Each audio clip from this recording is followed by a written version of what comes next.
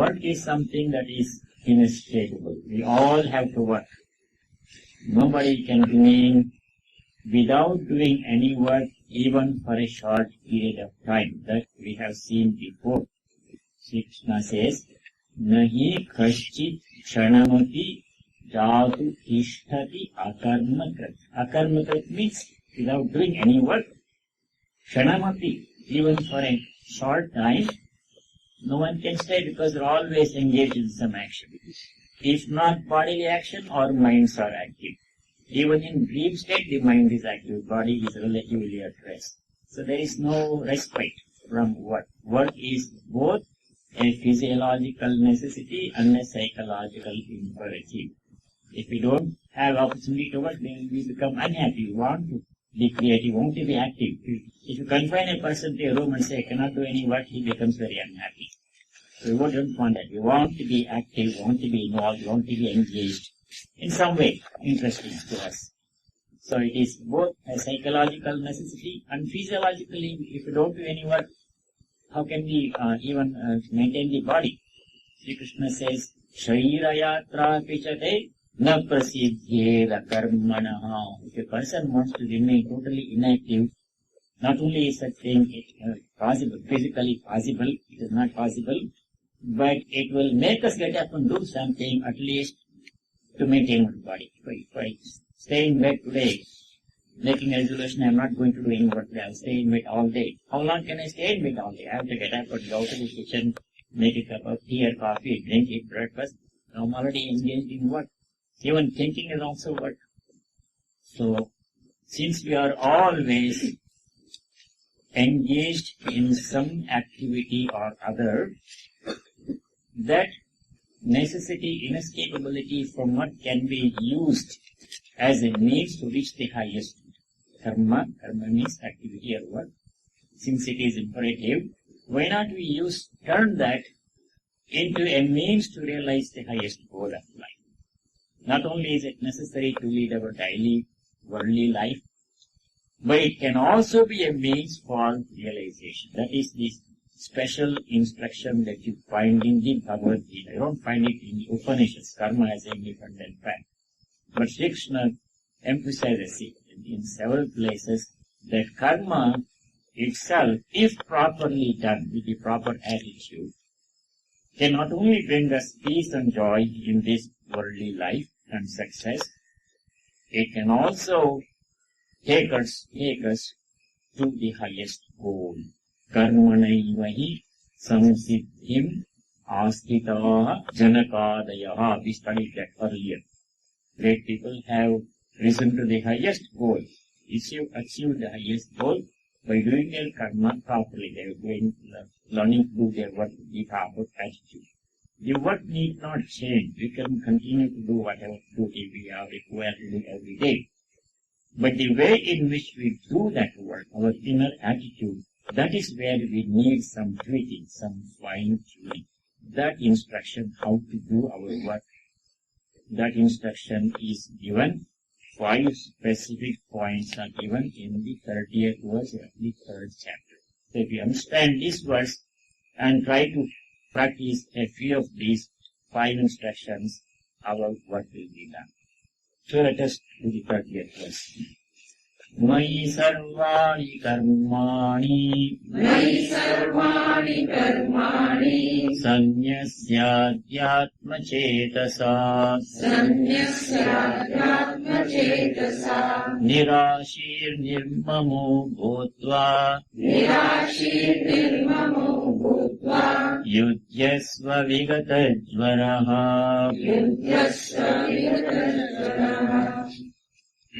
First instruction is to dedicate all our work to a higher cause. Before that, there is another instruction, which is not mentioned here, but which is to be understood. The very first instruction, before we come to this verse, is, as we all know, to refrain from doing prohibited actions. Pratishiddha or nishiddha karma we should not do. What are prohibited actions? Immoral, illegal actions.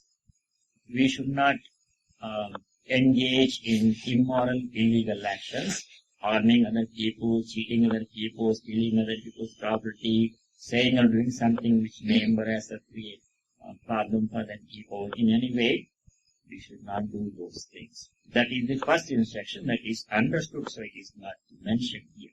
We should not say we cannot take away somebody's property and say I'm doing it, offering it to God. I'm stealing from somebody and then taking it to the temple to give it as a donation. That should not be done.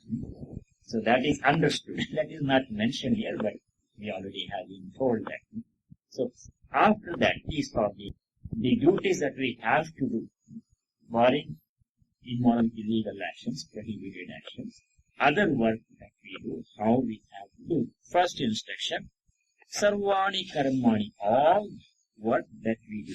Sarvani karmani is all work that we do, including routine activities such as eating, talking, walking, sleeping, and your professional work in your workplace, the work that you do at home or in a social environment, taking care of children or taking care of yourself or whatever you do. Routine chores people do. They become bored. Every day I have to do tons of laundry. People have small children. They know the same things have to be done every day. Laundry, cooking, cleaning, driving children to their activities in school and all these places. People get tired. But that is to be done. It has to be done. But it can be done with a different attitude. When the drudgery part becomes less and less and becomes enjoyable when it is done as an act of worship. How to do it as an act of worship? He says, Sarvani karmani mayi sanyasya. The Lord is saying, dedicate all your actions to me. Now let us understand how to do this one. How to dedicate some action to God. If it is that somebody sitting in front of me, I can say I am dedicating this class to this person, in his honor or honor, and doing this class. Like this I can say. But God is not somebody I don't see his presence in front of me. Though he's present in all these people in front of me. So I have to do it manually. This dedication is done. Why it is done, we have to understand. It is not done to fulfill God's needs. He is not short of anything. He is perfect, complete, paripurna. He does not need our work for his survival or to fulfill his needs. We are doing it out of love. When I dedicate something to somebody, sometimes people give donation to a charitable cause, to a temple or some other organization, and they want their parents, they want to give it in the name of their parents, in loving memory of so-and-so, they put their father's name and mother's name, all is being built. Like this one, place. That dedication, they are not receiving that money, they are already deceased. But this person is dedicating it to their memory because it is a way of expressing our love, it's a way of honoring the parents. So we are expressing our love of God, to God, by dedicating our work to Him, by doing it in His honor. This is my way of showing my respect to God, my love of God. So it is an expression on our part of our love that we feel for God. That is all that this dedication means. It does not mean that He is waiting for my work to fulfill His needs. He doesn't need anything. It is because of Him that we get the opportunity to work. Even our opportunity to work, our ability to work is all His gift to us, His grace. We are just mentally dedicating our actions to achieve two things. One is to express our love of God, express our devotion to God. Second thing is to give up the notion, to reduce the importance of I. Once it is given by somebody, then I is no longer in the picture. When I dedicate my work to God, what He does with it is up to Him. Then I have no expectations in return. I have given this to God, He should give me in return for my work. He should give me this. No expectation should be. When you give to somebody, you are done with it. You don't even think about what happens to that thing that you have given. When you give a gift to somebody, once it is given, you have no connection with it. What that person does with the gift, it is up to that person. He can give it away, he can throw it away, he can give it to somebody, he can re-gift it, whatever he does. You've done your part. So same, our expectations from our work for personal benefit will be reduced thereby, and we are also expressing our devotion to God. We are overcoming our selfishness thereby. That is the purpose of dedicating work to God. That is first instruction. Every work I do is to be mentally dedicated. How to do this one? Just the thought only. In Sanskrit we say, Parameshwara Prityartham. In Sankalpa, when we do the worship, we have a procedure called Sankalpa. In Sankalpa we say, this worship is being done in order to please the God, in order to express my devotion to God. Parameshwara Prityartham. Or when we give some simple gift to somebody comes to your house and you give a dhoti or a shawl or a sweater or a shirt or a sari or a blouse piece or something you or some fruits you give, then mentally you say, Parameshwara Prityartham or Sri Krishna Arpanamastu, may this be dedicated to God. That is only a purely mental act. Physically there is nothing. The work goes on as it has always gone on. The work does not change, but our attitude changes. We are doing it out of love, dedicating to the divine, thereby expressing our devotion and overcoming selfishness. That is first instruction. Every work has to be dedicated to God. Any work you do at work, in your workplace, or at home, or any other place, whether you are alone involved or somebody else is involved, mentally say to yourself, I'm doing it as an offering to God. I don't want any personal glory from it. Whatever return He gives, I will accept it as His grace, as His prasada. But it is up to Him how He has to. Aparadha means I do some mistake. We all do mistakes. As long as we are human beings, we do various things. Knowingly or unknowingly, we do mistakes. When I do some mistake, I go to the person involved, whoever is offended by that, whoever suffers a loss or pain or damage because of my mistake. I go for forgiveness. I'm sorry I did this, I did not repeat it. If there's anything I can do to correct it, I'll be willing to. That is one thing we can do immediately. Then we go to God and seek forgiveness. We seek forgiveness from God for doing this mistake. And then one thing we necessarily have to do. We cannot seek forgiveness today for the mistake I did today or yesterday, and then do the same mistake tomorrow again. That we should not do. We should at the same time make a resolution. Yes, I did something wrong. I'm sorry for this. Please forgive me, but I will not repeat it. We have to make that resolution. So that is for the errors that we commit. At the end of every puja we say, Mantrahinam, Kriyahinam, Bhaktihinam, Janardana, Yatratata Maya Puja, Paripurnata Dastame. In doing worship, we make so many mistakes. Either because we don't know the proper mantra, procedure, we don't have the material, we are not familiar. We may make so many mistakes in saying the mantras, either because of ignorance or whatever. Then we seek forgiveness for the child. That has to be done. But yes, dedicating all work that we do, but doing it as worship, as offering to God. That is the first instruction. When you give a fruit, you don't give a rotten fruit, you really choose the best fruit and give it to somebody when you give to somebody. So when you do work as offering to God, you do it in the best style, with the best of your ability. Then only you feel like offering it. You don't want to offer second quality work to God. So you do the best you can under the constraints, then you offer it to God and you have done your work. What happens in return to that work, that is up to Him. He may give me something that I expected, He may give me something more, something less, or nothing, or maybe 10 years later some result may come. It's all up to Him. That means your dependence on the fruit of your work becomes less. It will come. All work has to produce reaction. All action has to produce reaction. Nothing goes unrewarded. But in what way, shape and form the reward will come, when it will come, we don't want to dictate it. We cannot dictate it. We leave it to Him. Let Him decide in what way He wants to return, give this fruit of God. How you will accept it gracefully. If it is not your liking, you still accept it with equality. This is what we studied in the second chapter. When things happen in life, Either it can be to our liking or it can be something disagreeable. Sukha dukhe same kritva labha alabhau same kritva jaya ajayau same kritva. Pairs of opposites. When I do something, I may succeed, I may fail. Or something in between may happen. I may be happy, I may be unhappy due to some reason. I may gain something or I may lose something. These things happen in life.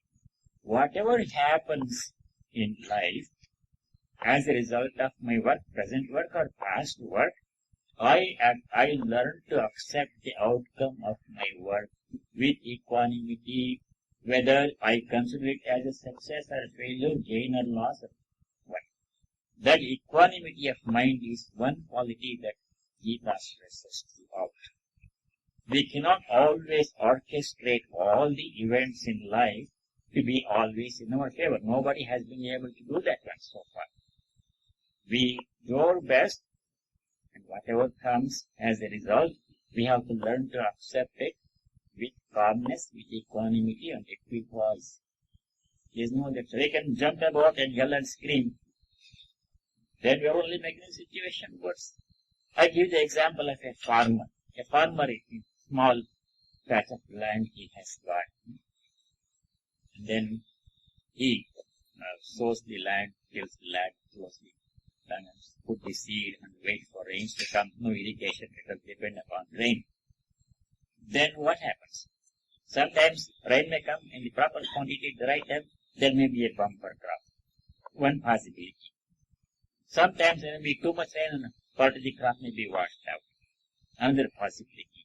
Sometimes there may not be any rain, there may be a drought and nothing to do. Which happens, we cannot tell, nobody can foretell. We do our best, and whatever result comes, we accept it. Supposing crop fails due to shortage of rain. Then if you go home and yell and scream on and scold the wife and children because of your crops failed, or yell at this neighbor and say, what happens in that situation worse? There are many factors that affect the result of our work over which we have no control. We have studied that book. There are many factors besides our effort which play a role in shaping the outcome of our work. We know that one. Whether it is bringing up children or professional work or personal health or finances or whatever, there are factors beyond your control that affect the outcome of your work. So this is the way life goes. So the key is, instruction here is, whatever life brings to us, we have to learn to accept it with equanimity after having done our part to the best of our ability. That's all you can do. That's all anybody can do. You cannot do better than your best. Under these circumstances, you do the best that you are capable of. We all do. And then whatever comes as a result, we accept it calmly, even if it is not to our liking. What else can we do? We can become angry, yell and scream and jump about. It will not change the outcome. It will only make the situation worse. So dedicating all our actions to God means accepting the outcome. That means that is up to Him. You give the work to Him and He knows what to do with it. It's His decision. We have no more control about what we have given away to somebody. What He does with it, whether it gives us success or failure or loss or gain or pain or pleasure, whatever He gives in return, we accept it calmly. It is up to Him. We leave it up to Him. So that is the first instruction.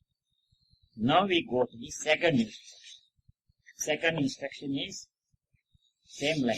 Adhyatma chetasa mayi sarvani karmani samyasya, dedicating all actions to me. The Lord is saying. Second instruction is saying is Adhyatma chetasa. Adhyatma means the presence of the divine within each one of us. One of the most basic instructions in the whole of Vedanta and generally Indian thinking in general is that the same divine is present in all the beings in subtle form.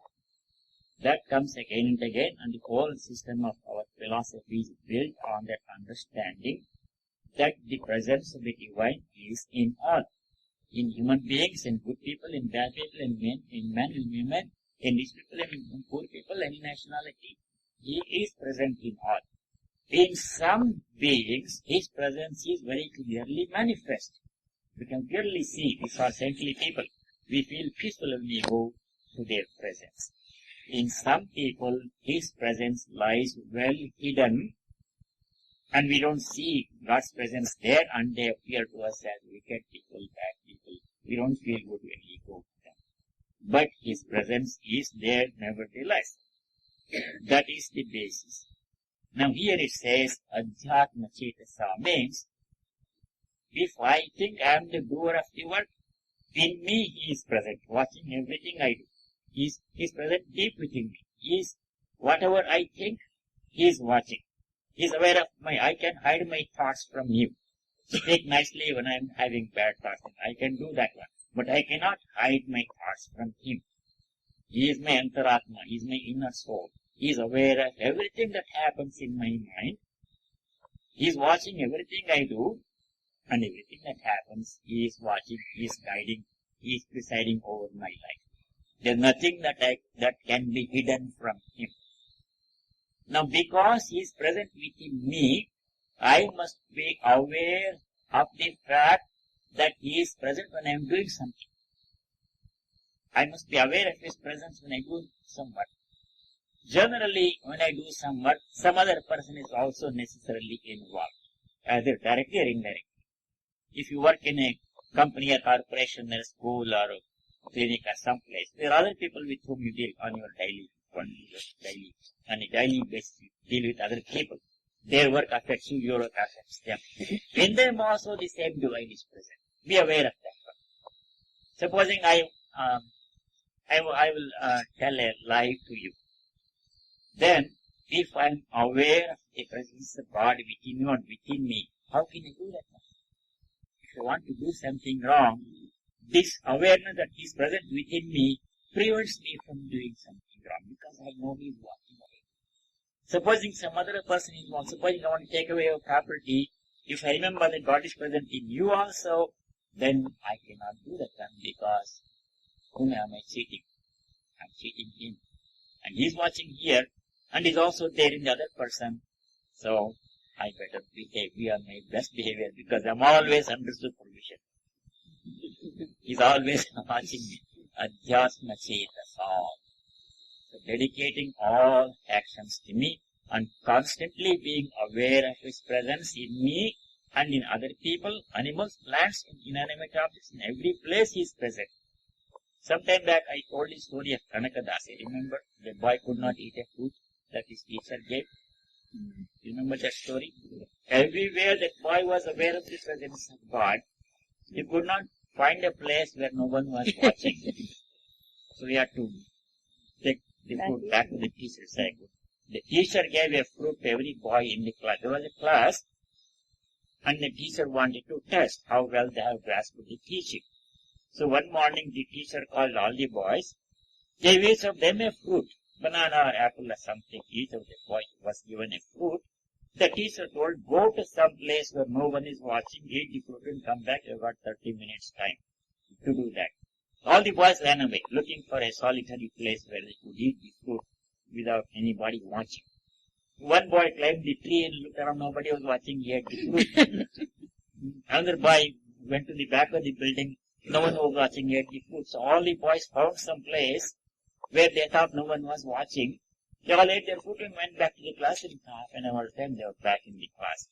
But this one boy came back to the class without eating the fruit. He had fruit in his hand. The teacher asked everybody, where did you eat the fruit? Boy says, I went to the top of the tree, I climbed, no one was watching, I ate it. Okay, no one was watching, no. The other boy said, I went to the back of the building, no one was watching the fruit, I ate. No one was watching in the back of the building, no. I ate it. So this boy's turn came. Have you eaten the fruit? He said, no sir, fruit is here. Why didn't you eat? Because I could not find a place where no one was watching. How come all these other boys found places where no one was watching? How come you didn't find a place where no one was watching? Because the boy said, Sir, you told us in class that God is everywhere. God is within me also watching everything I do. How can I eat food where no one is watching? There is no such place where He is not. He is Sarvantaryami, Sarvavyapi, or omnipresent. Teacher was talking about the omnipresence of God. Present everywhere. Within, without, in animals, in plants, in things, in nature, in earth, in water, in ocean, air, everywhere He is present. How can I do any action without being seen by Him? So the boy said, here is the fruit. I couldn't find a place where He is not. So we have to be aware of God's presence within us, within everybody, in the place where I am working. He is present. So I have to do things that does not go against His instructions. Children do that. When their parents are watching, they are okay. When their parents go home for shopping, then they are at home, then they do turn everything upside down. So we should be aware, yes. How can you do this? Adhyatma chetasa, second instruction. Any difficulty about that instruction? Practicing the awareness of God always, everywhere He is present. It prevents us from doing something wrong and encourages us to do something in the best way. If the teacher is watching in the exam hall, no one is copying. If the teacher goes away, then everybody looks about the answer of the other children and they copy. So our teacher is always watching. I have to be on my best behavior. I cannot do something wrong. That gives another reason. We don't need any reason to be on the right path. But this practice the awareness of the presence of God.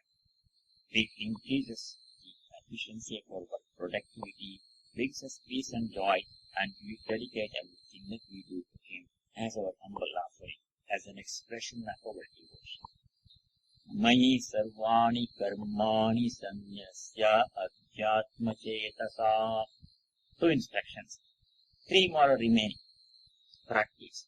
Always thinking that God is omnipresent.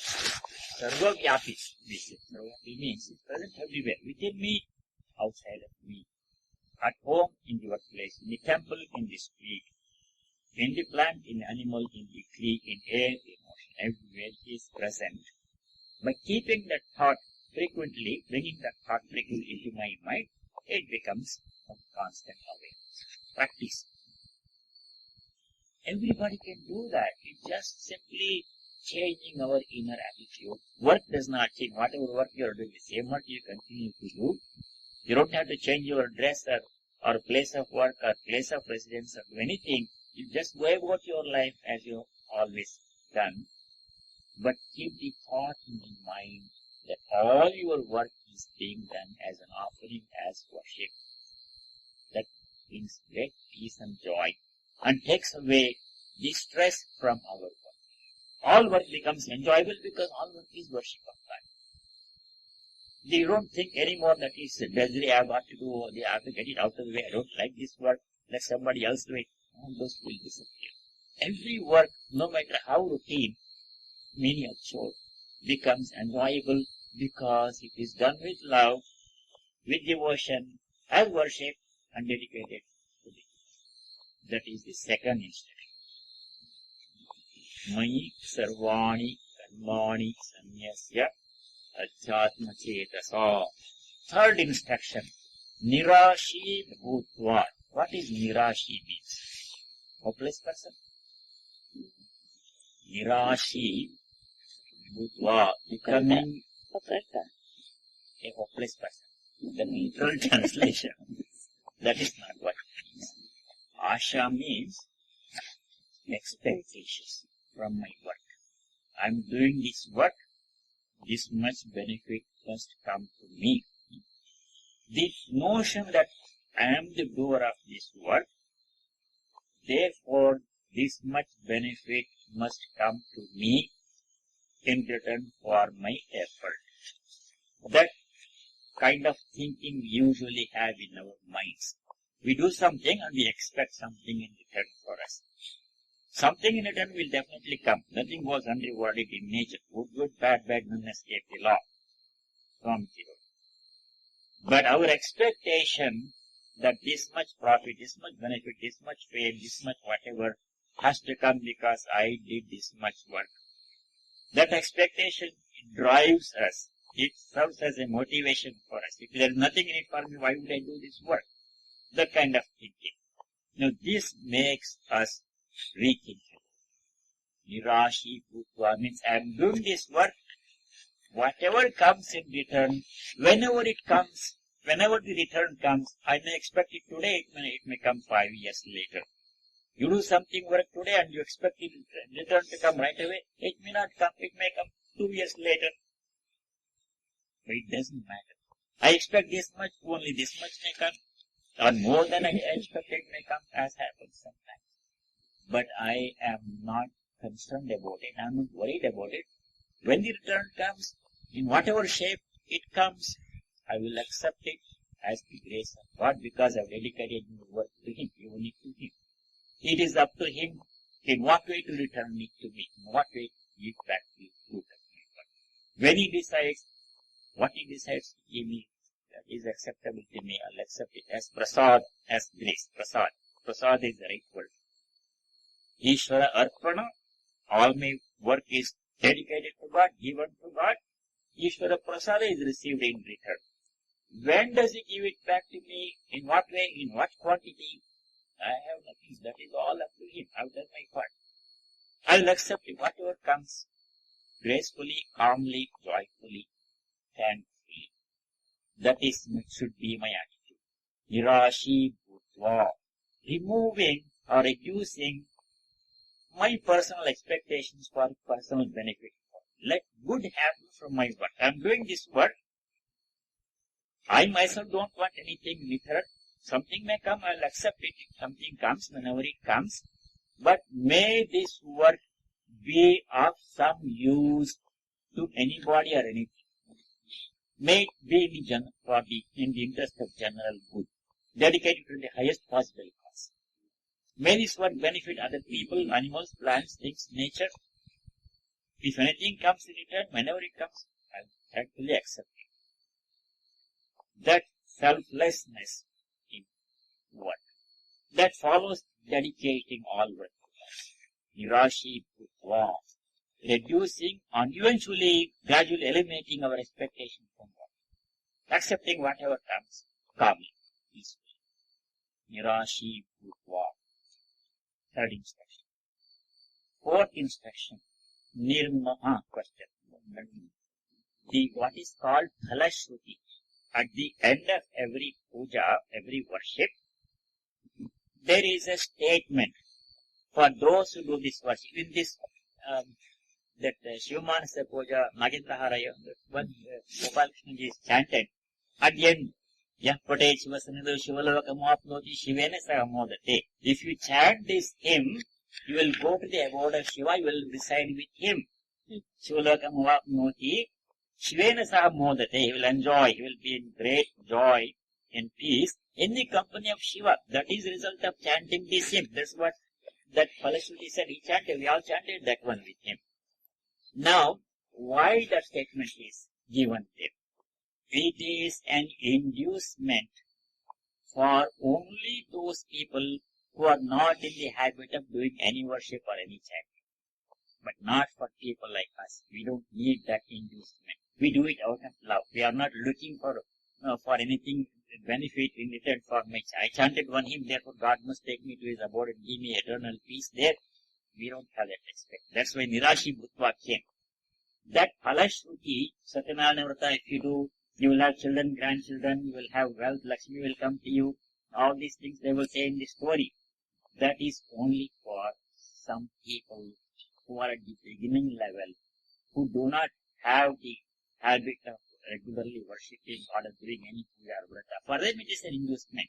It's like mother saying to the child, if you do homework, I will give you a candy. Then when the child grows up, he does not expect it. He does the homework without being told. But until the stage comes, the child needs a little bit inducement. You have to put some condition. When is that required? Only in the beginning stage. When the child grows up, then that is no longer necessary. So neglect that part. You do the vrata, But don't expect that by doing your vrata, so much wealth will come and grandchildren will come, Kanakabhishekam will happen and success will come in 7 days, something will happen, in 5 days something will happen. All these things are not meant for people like us. It's for some people who need that kind of for beginning. We don't have to be motivated that way to worship God or to chant the hymns. We do it out of love. If He gives anything in return, we accept it. Whatever He gives or He does not give anything, He may give later. Or we don't want. We are not doing it for that, to get something in return. We are doing it out of love. That is our experience. We are not. So Palashruti is misleading. There is one stotra called Shiva Tandava stotra. Very right, rhythmic, dynamic stotra that comes. And there is a Palashruti, Ravana Katha. The Palashruti says, whoever chants the Shiva Tandava stotra, Lakshmi, Taranga, elephants and chariots and horses and goddess of wealth, Lakshmi herself will come to you. Supposing I chant the Ravana Katha Shiva Tandava stotra, so many elephants will come. What do you do with the elephants? No thanks, I will say no. If a chariot comes with 4 horses, how do I maintain the 4 horses and where do I go in the chariot? No thank you. That is for people at a certain level who need that inducement. Chant. Otherwise they don't chant anything. So this makes us. Once they become interested in when they enjoy chanting stotra, then this is candy is no longer necessary to make the child do the homework. It's not. It is there, Palashruti, but you don't have to worry about it. You just do the puja vrata out of love and leave it to Him. What He does with it, you dedicate it to Him, you come to Him after that. Any phala will come or not. If it comes, you accept it. If it doesn't come, don't worry about it. Definitely phala will come. The motivation for work must be love. I want to do it, I enjoy doing it, I dedicate it to the divine. That is my opportunity, that's my privilege. To be able to work is a great privilege, I tell you.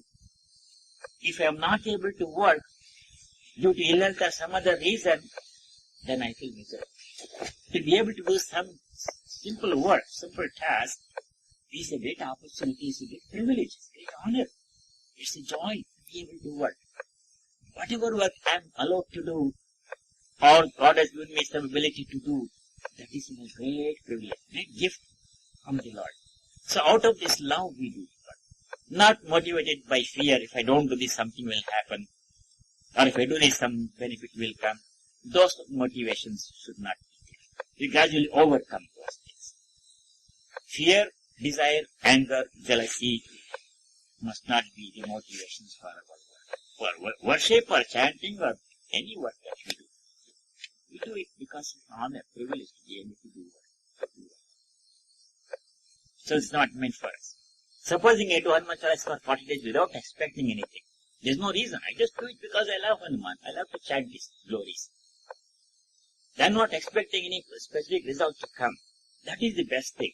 But if I do it expecting something to happen in 40 days, that is a little bit, that's okay, but not the highest kind of worship. Highest kind of worship.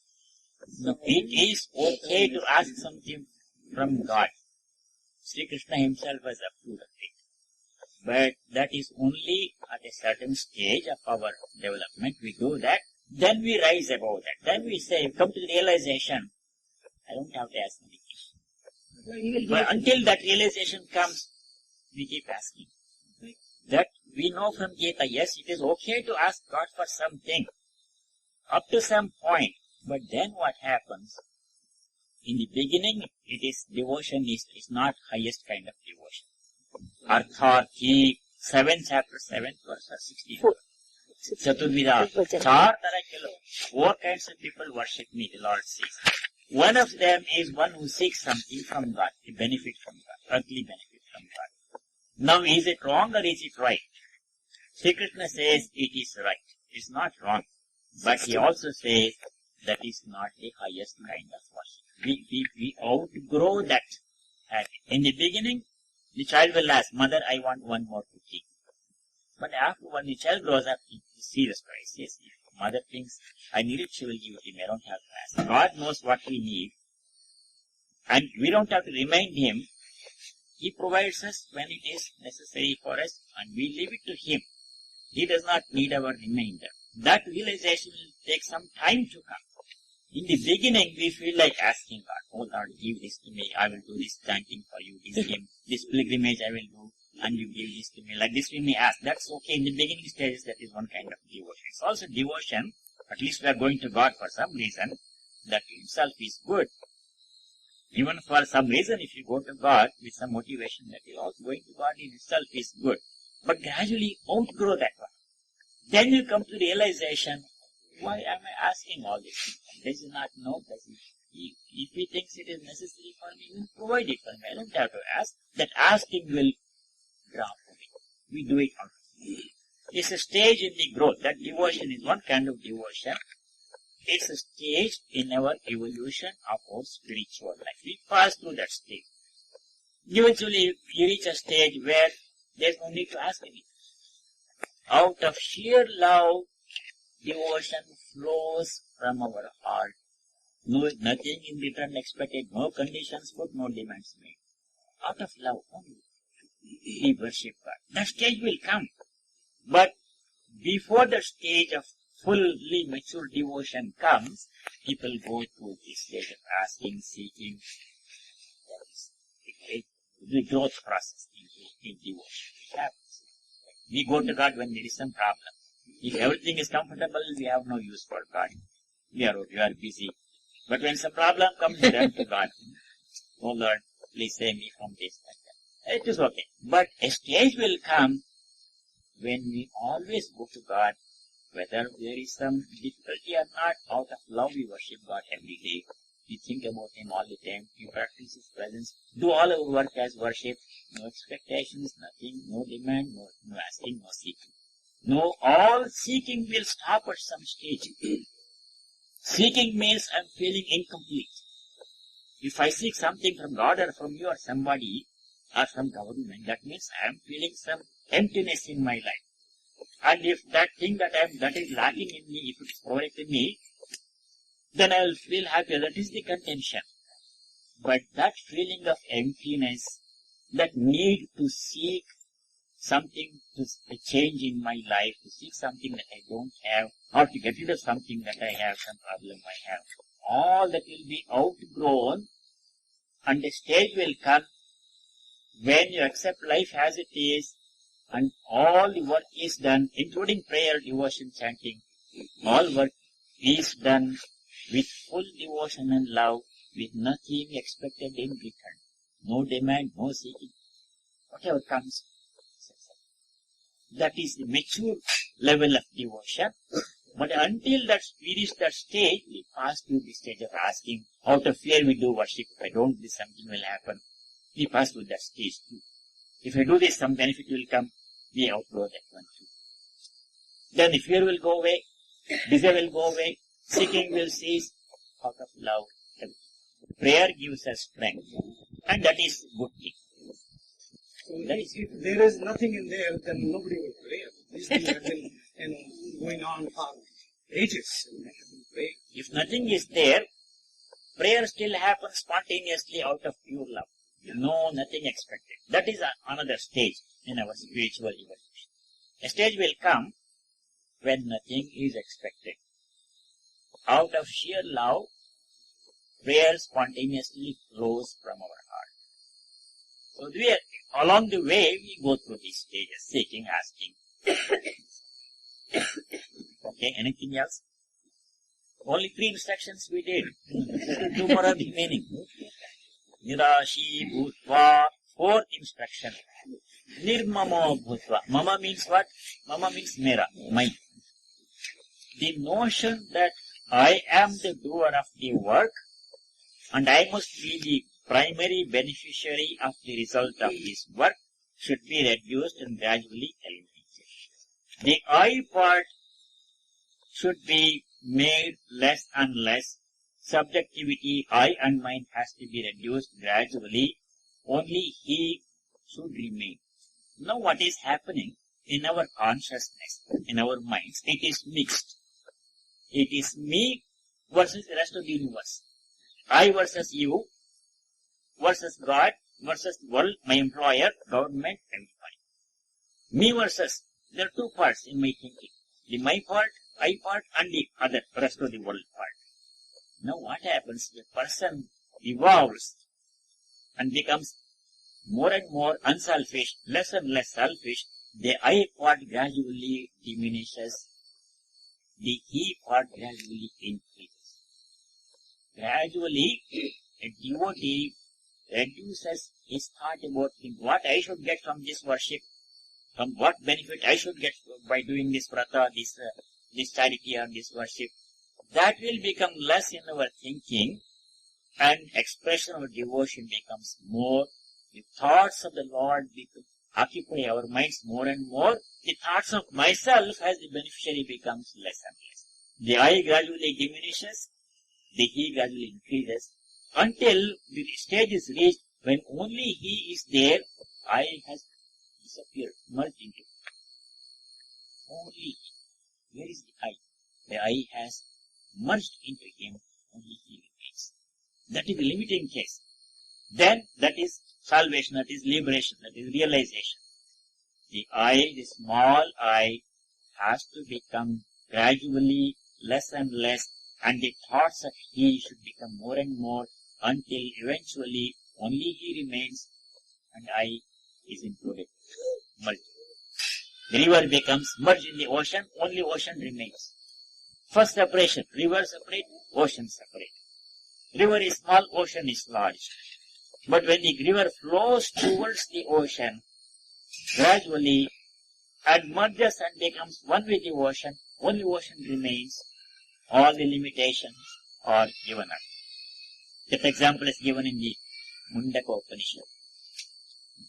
Just like a drop of water, when added to the ocean, gives up its limited drop nature, becomes the ocean itself, becomes infinite.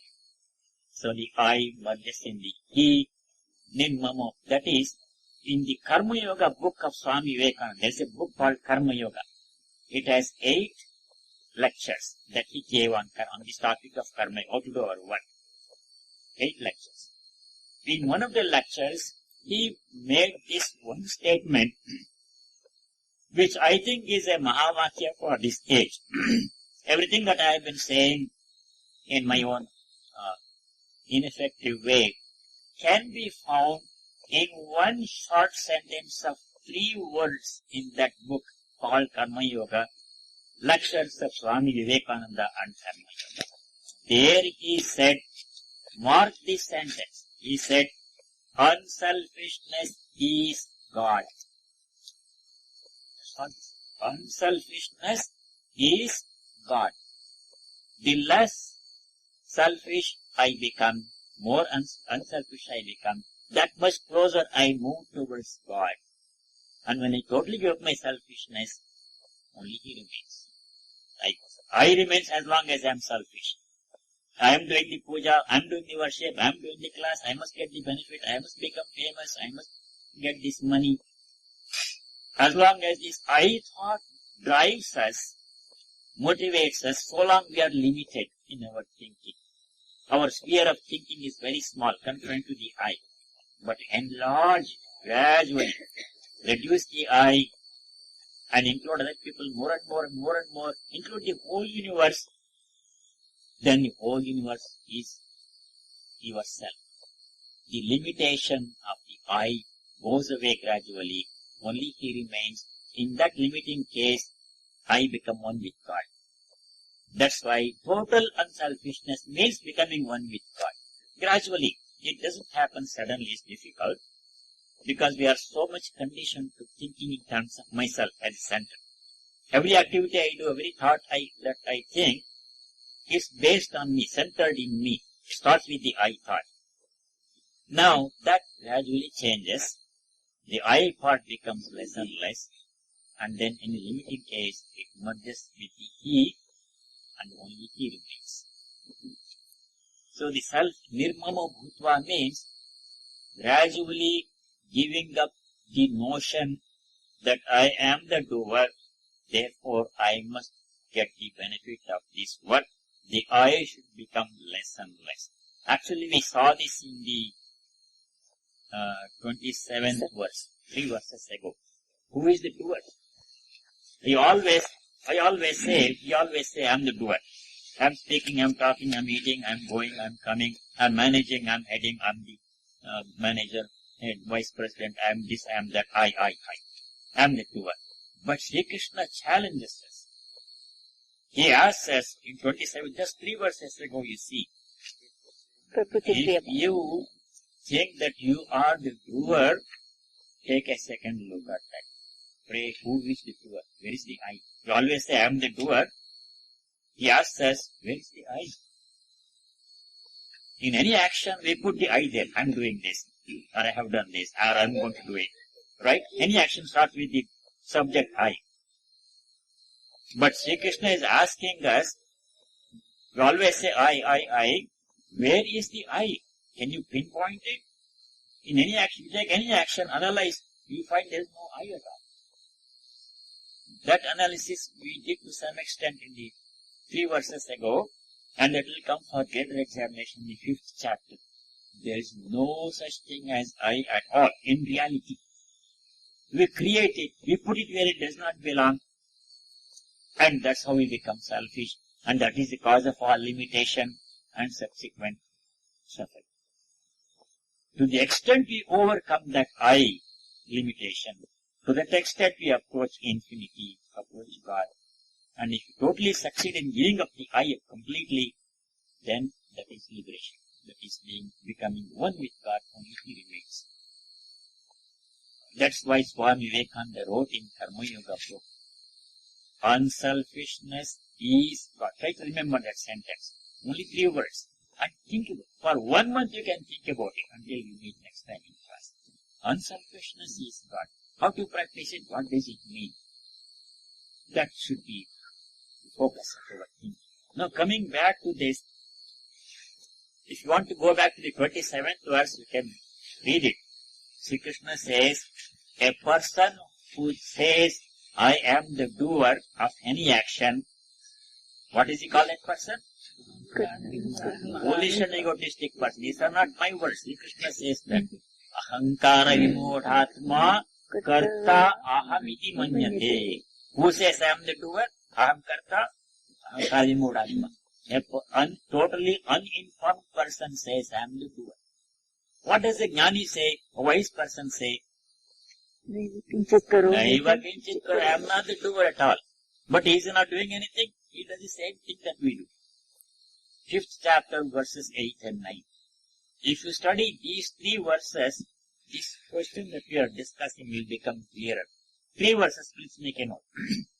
Study 3:27, 3rd chapter, 27th verse. In conjunction with that, study 2 more verses, verses 8 and 9 in chapter 5. That answers the question of this nirmamo bhutva, how to become free from the notion of I. As long as we are confined by the chains of I thinking, so long as we remain limited. To the extent we loosen that chain of I, to that extent we approach our self. Who is the doer? How does action take place? I always say I am the doer, or you are the doer, somebody else is the doer. But it is that I.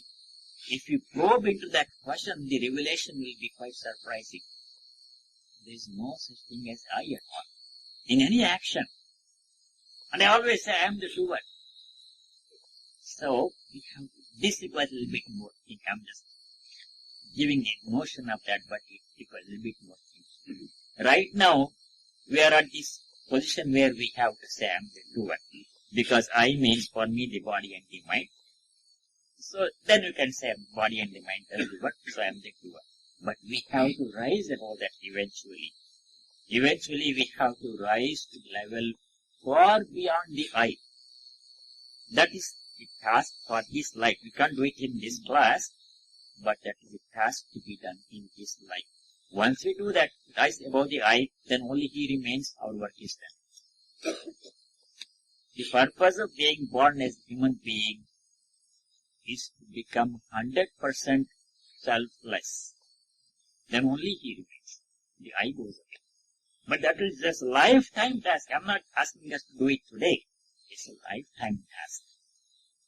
To see Him alone everywhere, recognize His presence alone everywhere, and where is this room for I? If He is everywhere, where is the room for I?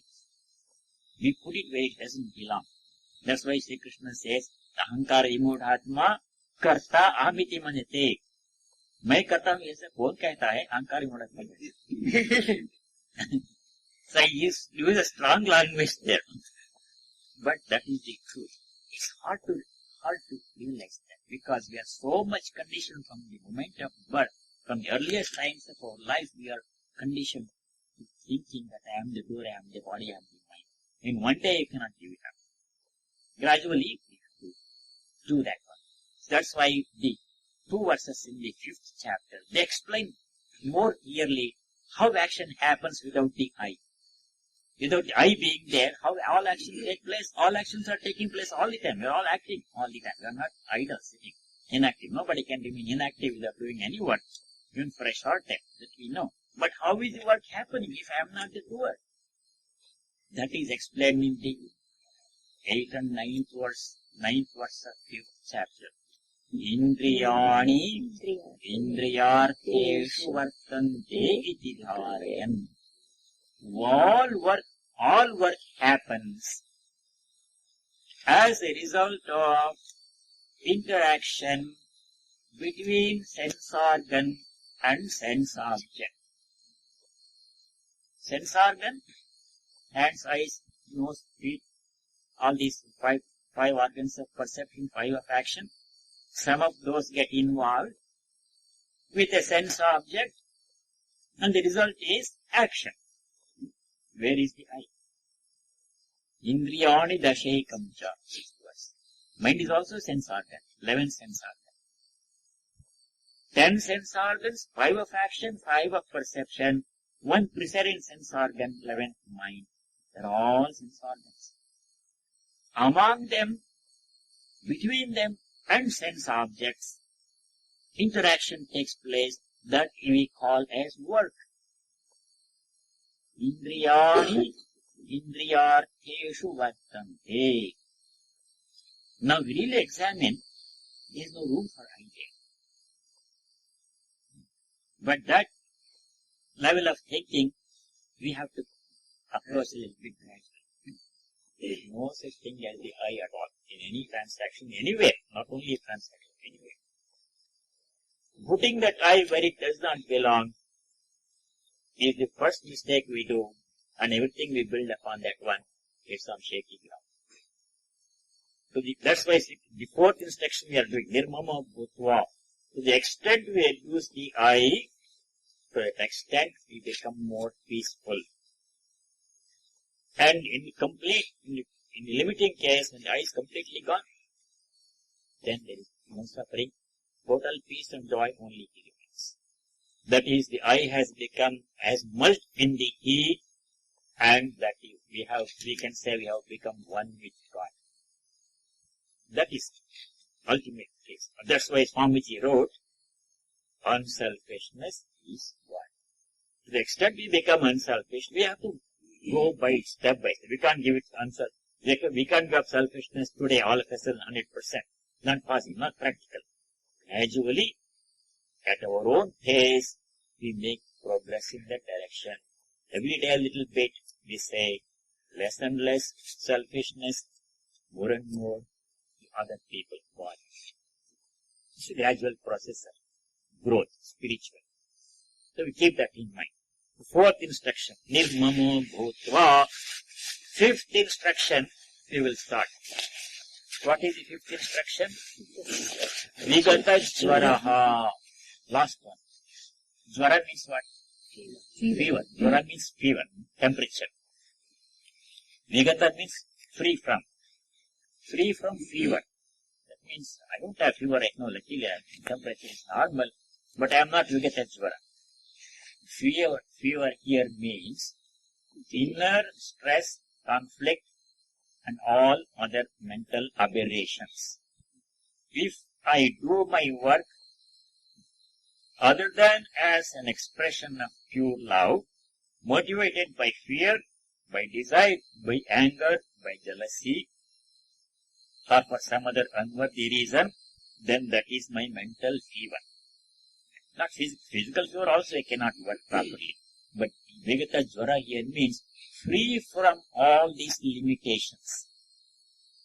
Free from fear, not prompted by desire, not motivated by fear or jealousy or anger or stress or tension. Freely, joyfully, thankfully, because you have to be thankful every time you do the work. Every time I have the opportunity to do the work, I should be grateful for that opportunity because it's a privilege. Work is a privilege. That is what I try to remember for myself. To be able to work is a great honor, great privilege, great opportunity, and I am thankful just for that. That's a joy. So that is Vigata Jwara. Fifth instruction means free from inner conflicts, stresses and tension, anger and other inner difficulties. With a clean, pure, joyful, thankful mind, we should do all our work peacefully. The tension goes away if we remove the expectation from work. If we are willing to accept whatever work brings, then the tension becomes less and less. Tension is because we don't know whether it will succeed or not. We are worried about the result. Whether I can finish it or not by the deadline, tension may come. Vigata Jwara. Free from inner conflicts and stresses and tension, anger, jealousy, and unreasonable expectation, all these things. So 5 instructions.